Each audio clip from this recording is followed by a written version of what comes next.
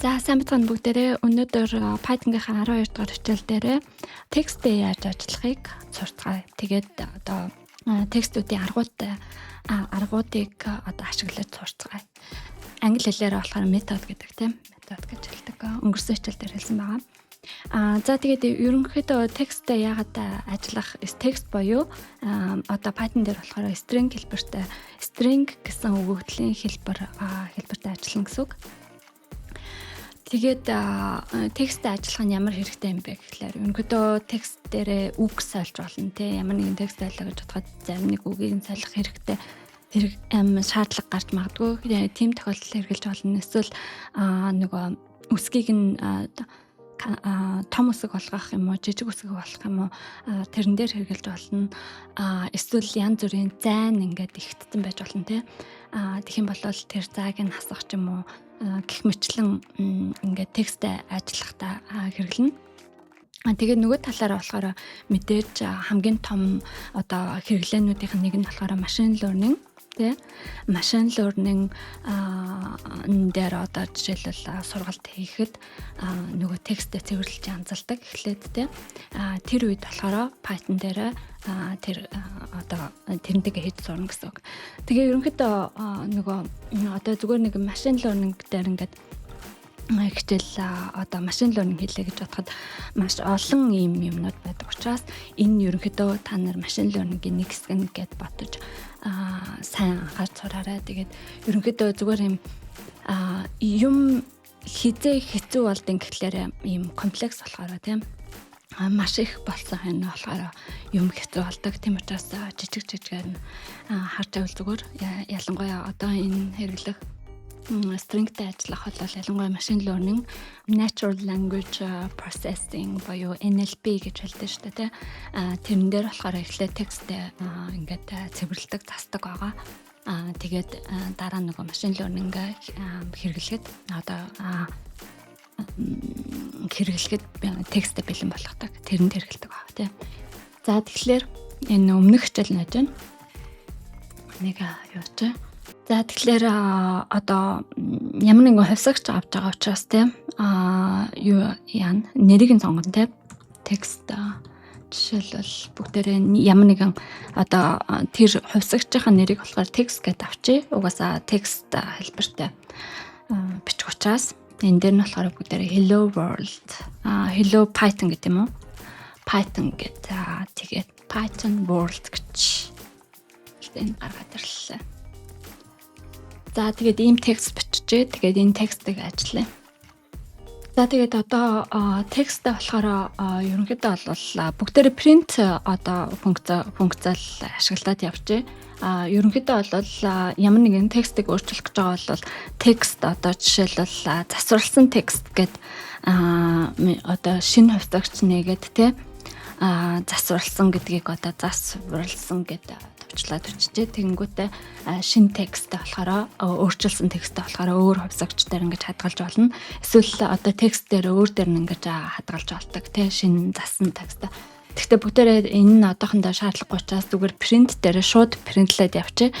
Тэгээд одоо жишээлбэл текст тэгээд lower гэх юм бол lower гэдэг нь метод байгаа. Lower гэдэг нь болохоор намсгах гэсэн үг тийм намсгах гэдэг нь одоо томоор бичсэн үсгнүүдийг жижигхан болгоно гэсэн үг. Тэгээ бүгдээрээ ажилуулад үзье. Тэнгүүт бүх нөгөө том үсгүүдийг нь болохоор капитал леттерүүдийг нь болохоор жижигхан болгоцсон байна.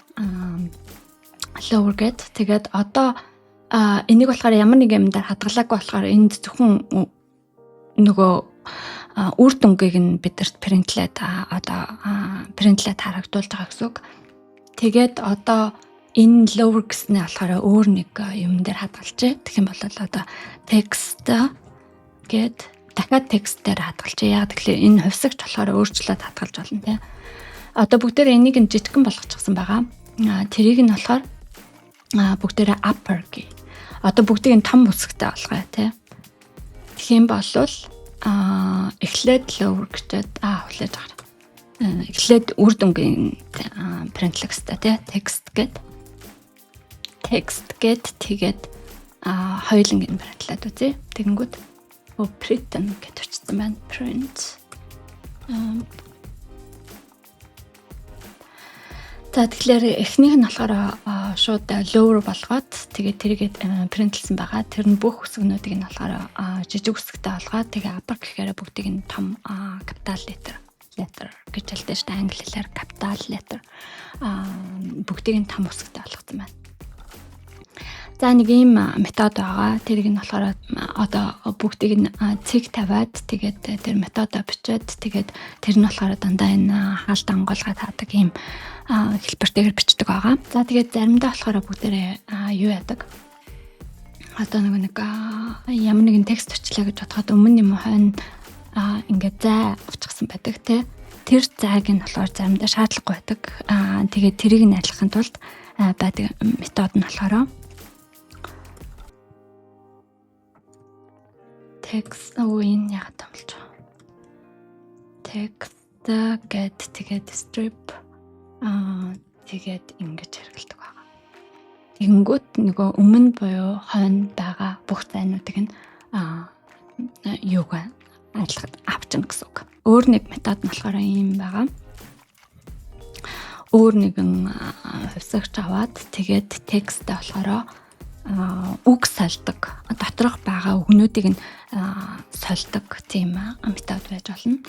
Тэгэх юм бол тэрэн жишээлбэл текстээ аваад тэгээд replace гэдэг. Тэгээд дотроо болохоор энэ нь болохоор одоо энэ дээр нь бид нар заагаад өгч байна те. Дотроо болохоор ийм юунууд аав шүү. Одоо нэг параметр аав шүү гэж хэлж байна. Тэгээд одоо энэ дээр жишээлбэл те хоёр параметр аавна гэж байна. Тэрэн дээр нь болохоор яана гэхлээр би одоо Python-ыг нь болохоор AI-аар солиё гэж бодъё. Тэгэнгүүт Python гэд тэгээд тэрийг нь болохоор би юутай салгаж байгаа юм гэхлээр AI Hello AI World гэж болохоо тий. Тэгээд энийг нь printlчээ. Тэгэнгүүт тэгээ new text гэдээ гараад ирлээ ингээ гарч. Тэгэнгүүт Hello AI World гэд бидэрт printlээд өглөө. Тэгэхээр ерөнхийдөө Python гэсэн үгээ болохоор AI-тай ингээд өөр нэг үгтэй сольж ийн гэсэн үг шүү дээ. Тэгэхээр бас нэг метод нь болохоор одоо ямар нэгэн текст байлаа гэж бодоход юу яадаг? Одоо нэг юу лээ. Одоо бүх үгнүүдийг салгадаг. Тийм метод байж болно. Тэр метод нь болохоор заавлаж арай тэрийг яаж чигөө.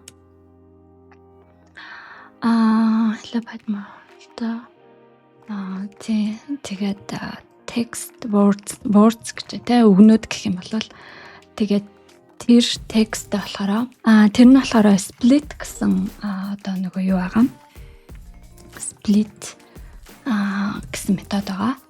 Тэгээд энийг words-ыг нь тэрийг нь болохоор одоо үгнүүд бүгдийг ингээд салгажчихсан байгаа шүү дээ. Тэр чинь яан гэхлээр энэ words гэдэг юу ч болохоор энэ list болно гэсэн үг. List-ийг бид нар үзсэн те. List үг болгоныг нь нэг листэнд хийгээд тэгээд одоо болгоно гэсэн үг. Тэгэнгүүт тэрийг нь листэнд хийгээд тэгээ string-ийн list болчихсон байна. Hello Python World гэдэг те. Тэгээ юм болгочихсон байна. За тэгээд display-ийн эсрэг нь болохоор joint words гэх юм бол юу яадаг? Одоо ерөнхийдөө string хэлбэртэй болгоно гэж ингэж өчөөд тэгээд цэг аваад join гэсэн метод гэдэг. Тэгээд тэрэн дотор нь болохоор параметр нь болохоор words байна.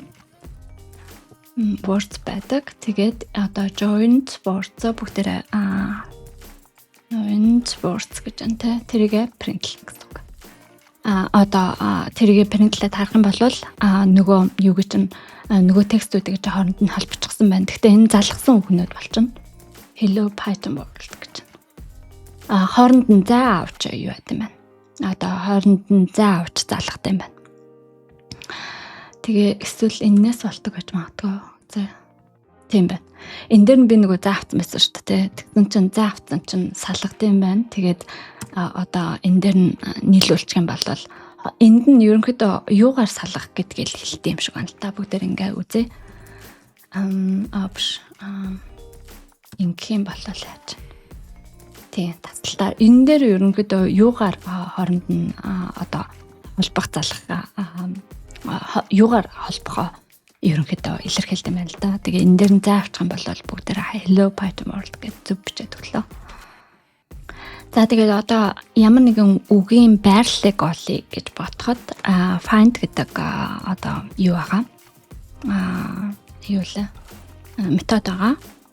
Тэр нь болохоор Python гэд find Python гэдэг string-ийн одоо байрлалыг энэ string дотор олно хайна гэсэн үг шүү дээ. Тэгэнгүүт Python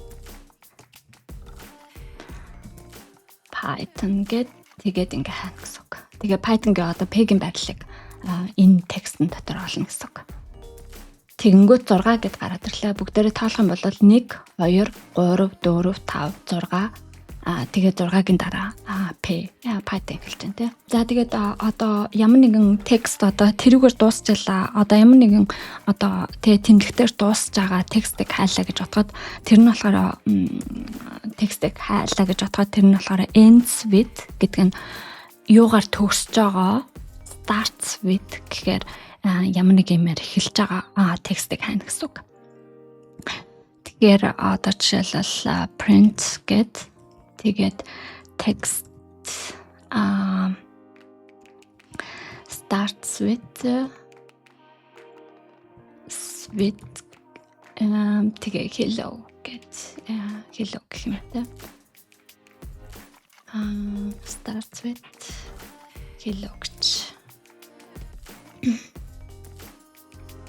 True гэд текст нь болохоор hello-оор эхэлж гэнэ үг гингүүд үнэн байна гэд бид нарт гаргаад ирлээ.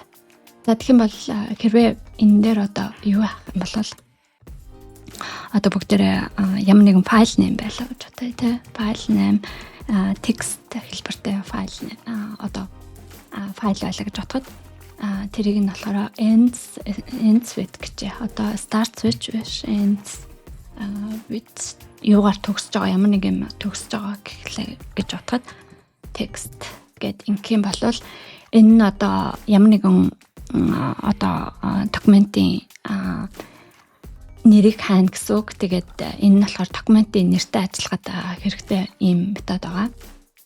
Тэгээд энэ text гэсэн одоо хувьсагч нь болохоор ийм файлын нэм мөн үү гэж л одоо хайж байгаа гэсэн үг. Тэгээд энэ нь болохоор үнэн гэж бидэрт хариулж гарч ирж байна те. За тэгээ бүгдээрээ одоо юу яагаад өчөө hello Python world гингүүтэй world гингүүтэй бүгдээрээ бахан заавч те. Бахан заавч урталт нь бас энэ дээр хэдэн зааваад тэгээд одоо юу яадаг вэ? Одоо нөгөө Python болохоор методуудыг зэрэг хэрэглэж болдог. Одоо нэг текстэн дээр зэрэг хэрэглэж болдог байгаа. Тэгэнгүүт ямар нэгэн текстийг цэвэрлэжээлээ гэж бодоход энэ нь болохоор цэвэрлсэн текст гэж байгаа. Тэгээд текстийг аваад текст гэсэн метод аваад тэгээд бүгдийг нь одоо том үсэг болгох шаардлагагүй, бүгдийг нь жижиг үсэгтэй болгожээ. Тэгэнгүүт lower get тэгээд strip get тэ өмнөх хойдох гэсэн зайнуудыг нь арилгаад тэгээд дээрэс нь Python-ы оронд болохоор надаа AI хэрэгтэй байлаа гэж бодоод replace get тэгээд дотор нь болохоор одоо ерөөдөө одоо энэ нөгөө нэг энэ зөвлөгөө ингээд өгж байгаа шүү дээ тий. Энэ юу ингээ өгж байгаа. Энийг нь бас уншаад сурчхад зүгээр байдаг.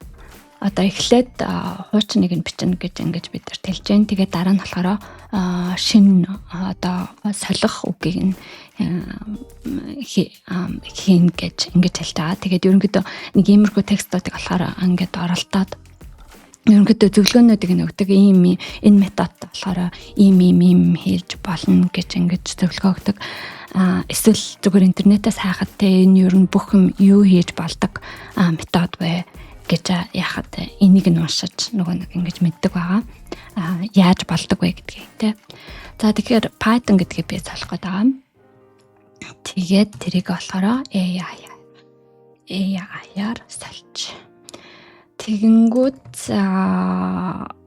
print get тэ тэгээд clean text болохоор бүгдээрээ харъя. Тэгэнгүүт нөгөө Hello Python World гэснийг бүгдийг нь зайнуудыг нь устгаад зайнуудыг нь аваад тэгээд жижиг одоо lower case болгоод жижиг үсэгтэй олгоод тэгээд энэ яад нөгөө Python гэдгийг нь би юугаар биччихсэн. Эхлээд lower case-ийг нь бичингүүтээ дараа нь Python болохоор би юугаар бичсэн байна. Том үсэгтэйгээр бичсэн байна. Тэнгүүд Python гэдэг том үсэгтэй үг байхгүй учраас тэрийг солиогүй байх юм байна. Тэгэхээр одоо салсан байх хэвээр. Тийм одоо өмнө нь болохоор нөгөө нэг Python гэсэн том үсэгтэйгээр эхэлсэн үг байгаагүй тийм болохоор солиогүй. Одоо болохоор би үсгийг ингээд жижигсэн гүчингүүд за Python гэдэг үг байна. Жижиг үсгээр эхэлсэн. Тэгээд AI-аар солих юм байна гэд дараа нь сольж байгаа. Тэгээд энэ нөгөө дараалал нь хэрэгтэй юм байна тийм. Эхлээд энэ байх юм бол дараа нь аль хэдийн одоо өөрчлөгдсөн текстэн дээр ажиллаж байгаа гэсэн үг гэдэг юм байна. За ингээд гих мэтлэн маш олон тексттэй ажиллах ийм методууд байдаг. Тэгээд тэдгээр нь болохоор хамгийн одоо миний мэдхээр хамгийн их хэрэгтэй нь болохоор machine learning да одоо текст эхлээд цэвэрлэхэд ашигладаг. Текстээ бол дандаа цэвэрлэдэг байгаа. Хэрвээ ямар нэгэн NLP natural language processing хийх юм бол дандаа цэвэрлэдэг. Тэгээд дотор нь мэдээж алдаа байгаа. Тэр юмнуудыг цэвэрлжээж дараа нь нөгөө machine learning-ээр хэрэгэлдэг байгаа. За тэгээ өнгөрсөн 2 хичээл дээр болохоор өнөөдөр болон өмнөх хичээл дээр болохоор бүгдээрээ тексттэй баг зэргийн ажиллах суурийг үзлээ. Тэгээ дараагийн хичээл дээр болохоор бүгдээрээ одоо тоонууд байлаа гэж бодоход тэрнтэй ажиллах зарим нэг одоо үйлдэлүүдийг үзье. Тэгээ тэр нь болохоор мэдээж өгөгдлийн анализ хийх тэгээд өгөгдөлтэй ажиллахад хэрэгтэй суур болж өгнө. Тэгээд ерөнхийдөө миний толгойд болохоор нэг юм байна. Ерөнхийдөө энэ суурнууд болохоор нэг нь болохоор одоо өгөгдөлтэй ажиллах дата аналист чиглэлийн одоо ерөнхийдөө суур болж өгнө. Нөгөө тийшээ болохоор одоо machine learning, natural language processing, machine learning чиглэл рүүгээ ийм явах хоёр тийшээ салаалах боломж байгаа юм байна. Тэгээд харж агаад бүгдээрээ дараагийнхаа хичээлүүд дээрээ бүгдээрээ нэгээр нь ингээд үзээд яв. Тэгээд ерөнхийдөө тэгж жагаад хөөрхөн жижиг нэг төслүүд дээр жижиг төслүүд дээр мэдлэгээ байгуулъя. За тэгээд дараагийн хичээл дээр уулзлаа. Түр баярлалаа.